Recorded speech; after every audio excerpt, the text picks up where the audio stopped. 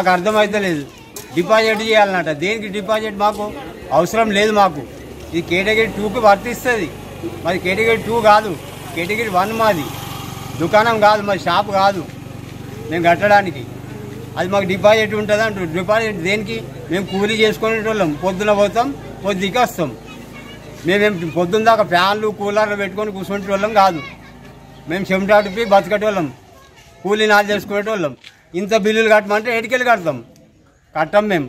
ఈ బిల్లులు కూడా కట్టం మేము. ఏం చేస్తారో చేయరు. బంద్ చేస్తారా? మొత్తం బంద్ చేయరు. విలేజ్లనే బంద్ చేయరు. కట్టం, బిల్లులే కట్టం. అసలు ఏమన్నా చేయరు.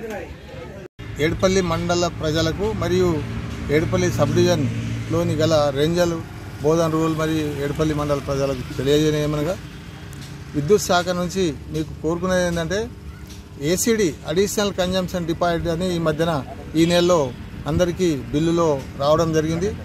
అది ఏదో అదనంగా బిల్లు వచ్చిందని చెప్పేసి అపోహ ఉన్నది. అది అపోహ కాదు. మీ అడిషనల్ కన్జంప్షన్ డిపాజిట్ అంటే ఆ డిపాజిట్ ఆ సర్వీస్ మీద, ఆ కన్జ్యూమర్ పేరు మీదనే డిపాజిట్ చేస్తామా అమౌంట్. అది కరెంట్ బిల్లు కాదు.